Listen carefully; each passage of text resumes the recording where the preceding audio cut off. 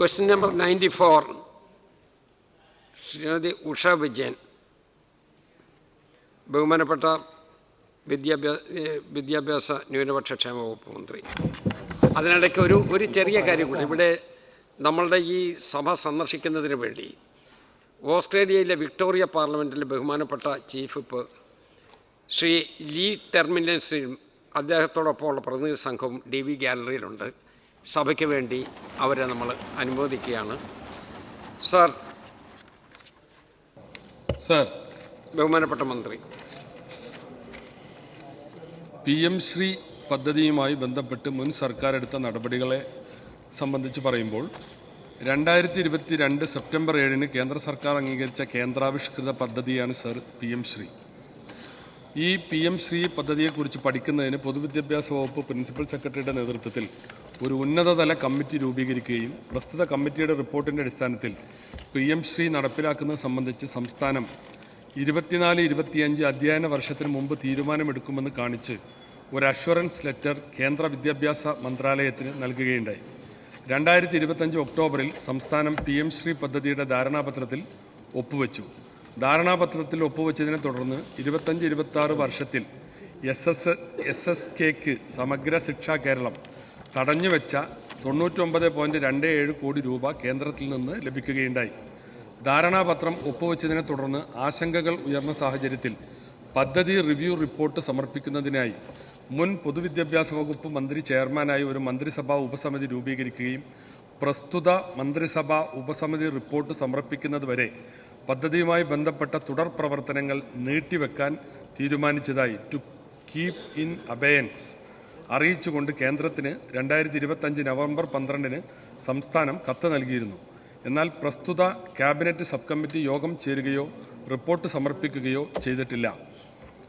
Sir, PM Shri പദ്ധതിയുടെ ധാരണാപത്രത്തിൽ ഒപ്പുവെച്ചതിനെ തുടർന്ന് 25-26 വർഷത്തിൽ കേന്ദ്ര സർക്കാരിൽ നിന്ന് ലഭിക്കേണ്ട SSKക്ക് സമഗ്ര ശിക്ഷ കേരളക്ക് തടഞ്ഞുവെച്ച 99.27 കോടി രൂപ സംസ്ഥാനത്തിന് ലഭിച്ചിട്ടുണ്ട്. PM ശ്രീ ധാരണാപത്രത്തിൽ വ്യവസ്ഥകൾ പ്രകാരം പദ്ധതിയിൽ നിന്ന് പിന്മാറാനുള്ള അവകാശം സംസ്ഥാനത്തിനില്ല. പൊതു താൽപ്പര്യാർത്ഥം ഈ കരാർ 30 ദിവസത്തെ നോട്ടീസ് നൽകി റദ്ദാക്കുകയോ അവസാനിപ്പിക്കുകയോ ചെയ്യുന്നതിനുള്ള അവകാശം കേന്ദ്ര വിദ്യാഭ്യാസ മന്ത്രാലയത്തിൻ്റെ സ്കൂൾ വിദ്യാഭ്യാസവും സാക്ഷരതയും വകുപ്പ് DOSCLന് മാത്രം ആയിരിക്കും. പ്രസ്തുത വിഷയവുമായി ബന്ധപ്പെട്ട അനിശ്ചിതത്വം നിലനിൽക്കുന്നതിനാൽ വിദ്യാഭ്യാസ മേഖലയുമായി ബന്ധപ്പെട്ട് മറ്റ് ഫണ്ടുകൾ ലഭിക്കാത്തതോ തടഞ്ഞു വച്ചിരിക്കുന്നതോ ആയ സാഹചര്യം സംജാതമായിട്ടുണ്ടോ എന്നതിൽ PM ശ്രീ പദ്ധതി സംസ്ഥാനത്ത് നടപ്പാക്കുന്നതിനുള്ള ധാരണാപത്രം മുൻ സർക്കാർ ഒപ്പിടുകയും പിന്നീട് നീട്ടിവെക്കുന്നതിനുള്ള കത്ത് നൽകുകയും ചെയ്ത സാഹചര്യത്തിൽ കേന്ദ്രത്തിൽ നിന്നും ലഭിക്കേണ്ടിയിരുന്ന SSKക്കുള്ള കേന്ദ്രവിഹിതം തടഞ്ഞുവെക്കുന്ന സാഹചര്യം സംജാതമായിട്ടുണ്ട്. ഇത്തരത്തിൽ കേന്ദ്രവിഹിത ഇനത്തിൽ 1151.48 കോടി രൂപ 2025-26 വരെ സംസ്ഥാനത്തിന് ലഭ്യമാകേണ്ടതുണ്ട്. സർ,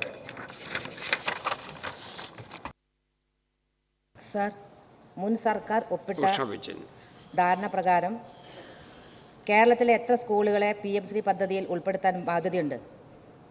സർ, PM ശ്രീ സ്കൂളുകൾക്ക് കേന്ദ്ര ഫണ്ട് എത്രയാണ്? സംസ്ഥാന വിഹിതം എത്രയാണ്? ബഹുമാനപ്പെട്ട മന്ത്രി. സർ, ഒരു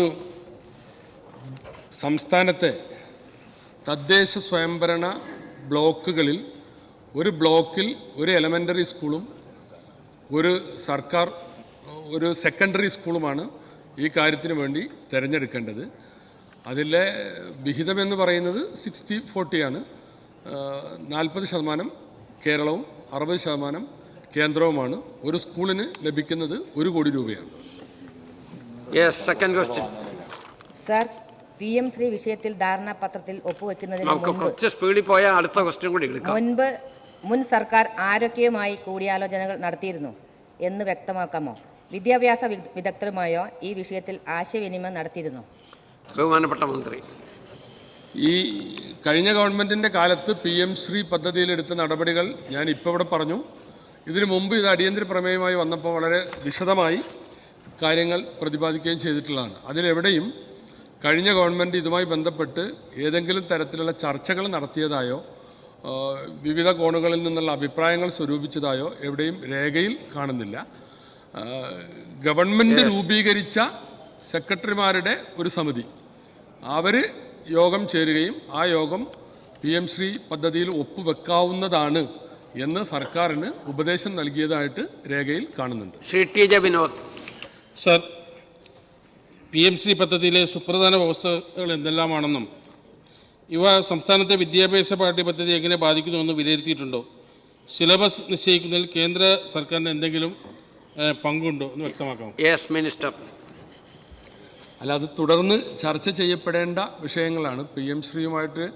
PM ശ്രീയുടെ വ്യവസ്ഥകളുമായി മുന്നോട്ട് പോകുമ്പോൾ അതിൻ്റെ സിലബസ്, സ്കൂളുകളുടെ സെലക്ഷൻ, ഇതൊക്കെ പിന്നീട് തീരുമാനിക്കേണ്ട വിഷയങ്ങളാണ്. സംസ്ഥാനങ്ങൾക്ക് അവരുടെ സിലബസ് പഠിപ്പിക്കാനുള്ള സ്വാതന്ത്ര്യം ഉണ്ടാകണമെന്നുള്ളത് വളരെ പ്രധാനമാണ്. അത് പല സംസ്ഥാനങ്ങളും ചൂണ്ടിക്കാണിച്ചിട്ടുള്ള വിഷയവുമാണ്. ശ്രീ K.M. അഭിജിത്ത്. സർ, കോത്താരി കമ്മിറ്റിയുടെ റിപ്പോർട്ട് ഉൾപ്പെടെ ഇന്ത്യൻ വിദ്യാഭ്യാസത്തിൻ്റെ മേന്മകളെ സംരക്ഷിക്കാൻ ഒരുപടി റിപ്പോർട്ടുകൾ ഈ രാജ്യം കണ്ടിട്ടുണ്ട്. പക്ഷേ അതെല്ലാം കാറ്റിൽ പറത്തി കഴിഞ്ഞ ഒരു 10 വർഷക്കാലമായി കേന്ദ്രം ഭരിക്കുന്ന സർക്കാർ അതിനെയൊക്കെ ഇല്ലാതാക്കിയാണ്. അപ്പോൾ നമുക്കറിയാം, 21 ലക്ഷത്തിൽ പരം വിദ്യാർത്ഥികളെ ഇരുട്ടിൽ നിർത്തിയാണ് പരീക്ഷകളുടെ വിശ്വാസ്യത പോലും നഷ്ടപ്പെട്ട് നീറ്റ് പരീക്ഷ പോലും അട്ടിമറിക്കപ്പെടുന്ന കാഴ്ചയും കാണുന്നത്. സർ, അതിൻ്റെ തുടർച്ചയായിട്ടാണ് PM ശ്രീയും ഇന്ത്യൻ വിദ്യാഭ്യാസത്തിൻ്റെ മേന്മ കെടുത്താൻ കൊണ്ടുവന്ന ഈ പദ്ധതിയെ മറികടക്കാൻ, സംസ്ഥാനത്തിൻ്റെ കൂടി അവകാശമായ വിദ്യാഭ്യാസത്തിൽ ഈ PM ശ്രീയെ മറികടക്കാൻ ഒരു കമ്മീഷനെ വെക്കാൻ നമ്മൾക്ക് സാധിക്കുമോ? അല്ലെങ്കിൽ അതിനെ മറികടക്കാനുള്ള എന്തെല്ലാം നടപടികൾ നമുക്ക് കൈക്കൊള്ളാൻ സാധിക്കും? മിനിസ്റ്റർ. സർ, ഇവിടെ സൂചിപ്പിച്ചതുപോലെ വിദ്യാഭ്യാസം എന്ന് പറയുന്നത് നമ്മുടെ ഭരണഘടനയുടെ കൺകറന്റ് ലിസ്റ്റിലുള്ളതാണ്. അപ്പോൾ അതിൽ കൃത്യമായും സംസ്ഥാനത്തിന് അതിൻ്റെ അവകാശമുണ്ട്. ഒരു സംസ്ഥാനത്തെ വിദ്യാലയങ്ങളിൽ എന്തു പഠിപ്പിക്കണം എന്ന് തീരുമാനിക്കുന്നതിന് ആ സംസ്ഥാനം ഭരിക്കുന്ന ഭരണകൂടത്തിൻ്റെ അല്ലെങ്കിൽ സംസ്ഥാനത്തിൻ്റെ അഭിപ്രായത്തിന് പ്രാമുഖ്യം ഉണ്ടാവണം. അതുകൊണ്ട് തന്നെ ആ ദിശയിൽ നമുക്ക് പ്രവർത്തനങ്ങൾ മുന്നോട്ട് കൊണ്ടുപോകാവുന്നതുമാണ്. ശ്രീ പ്രവീൺ കുമാർ. സർ, ഈ സഭയ്ക്കകത്തും പുറത്തും സജീവമായി ചർച്ച ചെയ്യുന്ന വിഷയമാണല്ലോ ഇടതുപക്ഷ സർക്കാർ കരാറിലൊപ്പിട്ട PM ശ്രീ പദ്ധതി. ഈ പദ്ധതിയിൽ നിന്നും പിന്മാറിയാൽ കേരളത്തിലുണ്ടാകുന്ന സാമ്പത്തിക നിയമ പ്രത്യാഘാതങ്ങൾ എന്തൊക്കെയാണെന്ന് വിശദീകരിക്കാമോ? മിനിസ്റ്റർ. അല്ല, അതും കഴിഞ്ഞ തവണയെ ഞാൻ വിശദീകരിച്ചാണ്. ഒന്നുകൂടി പറയാം. ഈ കഴിഞ്ഞ ഗവൺമെൻറ് ഒപ്പിട്ട കരാറിൻ്റെ സവിശേഷത എന്ന് പറയുന്നത് അതിൽ സംസ്ഥാനത്തിന് പിന്മാറാൻ കഴിയാത്തൊരു സ്ഥിതിയുണ്ട്. യൂണിലേറ്ററലാണ്. പിന്മാറാനുള്ള അവകാശം കേന്ദ്രത്തിന് മാത്രം നിക്ഷിപ്തമായി കൊടുത്തിരിക്കുകയാണ്.